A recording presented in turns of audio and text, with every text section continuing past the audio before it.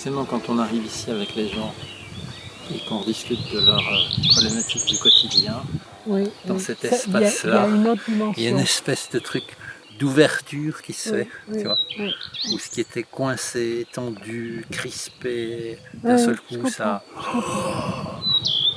une espèce de possible qui vient, et puis voilà, une réflexion dans laquelle, mais c'est incroyable quoi, dans le quotidien, comment je peux me comprimer, me tasser, et quand je suis là, Oui, wow, tout s'ouvre.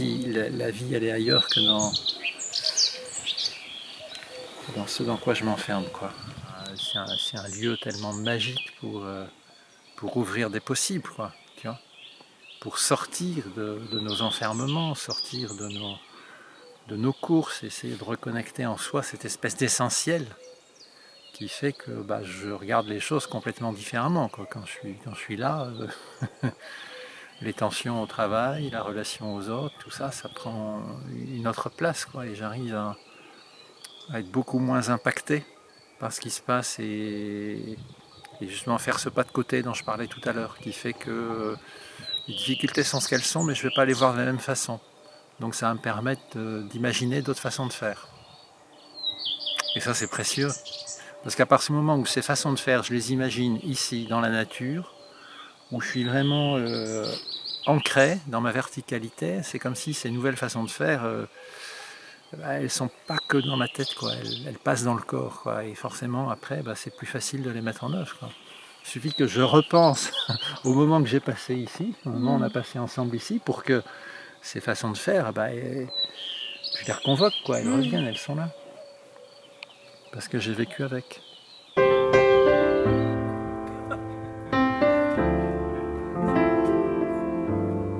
Bon, j'ai toujours, d'une part, beaucoup marché, et d'autre part, bon, j'ai traversé aussi des événements de vie difficiles, un divorce et puis surtout la perte d'un enfant. Et je me suis rendu compte comment le fait de marcher pouvait être apaisant dans cette phase de deuil que je pouvais traverser suite au décès de mon fils. J'ai vraiment ressenti comment marcher pouvait me reconnecter à la vie, quoi. Tu as bien dormi? Oui, oui, oui, c'est calme, c'est super. Ouais. Ça peut aussi être tout simplement deuil d'une vie professionnelle où je me suis fait éjecter, je ne suis plus ce que j'étais, je ne suis plus la personne qui occupait ce poste et puis bah, il me faut me réinventer. Et dans ce moment-là, le fait de partir marcher permet vraiment de mettre à distance ces émotions, d'apporter de l'apaisement. Voilà, c'est ce que j'ai compris en marchant sur Compostelle, c'est que marcher procure de l'apaisement.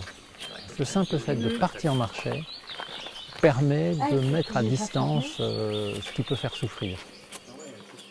Pour moi, il y a trois choses. Il y a premièrement la prise de distance que procure la marche dans la nature, l'apaisement, ce que je disais tout à l'heure. La deuxième chose, c'est par les questions, par voilà, mon métier de coach, ça amène de la clarification sur la façon dont on fonctionne, on relationne avec les autres. Et puis le troisième aspect, c'est aussi cette espèce d'enveloppe, cette bulle de sécurité qu'on crée dans cet espace relationnel durant ces 3 jours qui va permettre d'oser expérimenter à l'abri du regard des autres des façons de faire et d'être différentes qui vont passer par le corps puisque je vais marcher avec, je vais respirer avec, je vais vivre avec et qui vont me permettre demain, voilà, une fois qu'on aura tapé la balle ensemble pendant 2 jours, 3 jours, on va pouvoir s'autoriser à le faire au quotidien. On part marcher sur 3 jours et je pars avec une seule personne parce que ça permet vraiment d'avoir tout le temps, tout l'espace-temps nécessaire sur ces 3 jours. Et donc on va alterner des temps où on va échanger en marchant côte à côte et puis des temps où on va marcher en silence parce que je me suis rendu compte que le silence est vraiment fécond. Il y a des choses dont on va parler ensemble en marchant qui vont quelque part continuer à cheminer à l'intérieur en silence. Et quand on va reprendre 1 heure, 2 heures après, ben, il y a des choses qui se seront passées durant ce temps de silence qui auront permis de revisiter ce qu'on s'est dit pour apporter un éclairage, une compréhension. Et je choisis de faire ça aussi sur le chemin de Compostelle parce que ça fait sens. Il y a une notion qui est importante pour moi, c'est que quand on marche sur Compostelle, on chemine finalement sur le pas d'autres personnes qui ont cheminé dans cette quête de sens avant nous.